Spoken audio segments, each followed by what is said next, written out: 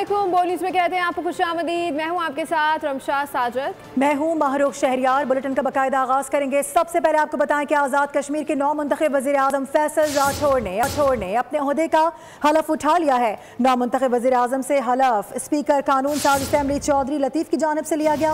तकरीब से खिताब करते हुए वज़ीर आज़म फैसल राठौर का कहना था कि जिम्मेदारी सौंपने पर आसिफ अली जरदारी, फरियाल तालपुर और बिलावल भुट्टो जरदारी का शुक्रगुजार हूँ।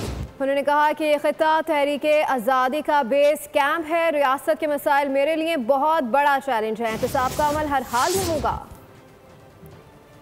अपनी जमात का शुक्रिया अदा करूंगा कि उन्होंने मुझे इस काबिल समझा।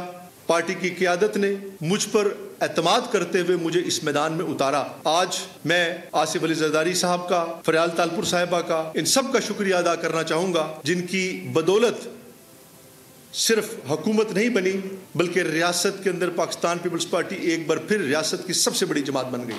जनाब चेयरमैन, ये जो रियासत आज़ाद कश्मीर है इसके दो बुनियादी तकाजे हैं। एक तो ये तहरीक आज़ादी कश्मीर का बेस कैंप है। इसका मकसद इस तहरीक की आबियारी करना और यहाँ पर रहकर तहरीक के हवाले से अपना भरपूर किरदार अदा करना और इससे हटकर इस खित्ते की तामीर व तरक्की है। जब ये हुकूमत बनाई जा रही है, चूंकि पाकिस्तान पीपल्स पार्टी का कश्मीर के साथ एक बड़ा गहरा रिश्ता है, जिसके बारे में शहीद जुल्फ़िकार अली भुट्टो से लेकर मोहतरमा शहीद बीबी तक हमेशा कश्मीर के किसी मामले में, कश्मीर के किसी मसले में हमारी जमात का मौक़िफ़ सबसे बेहतरीन और भरपूर रहा है।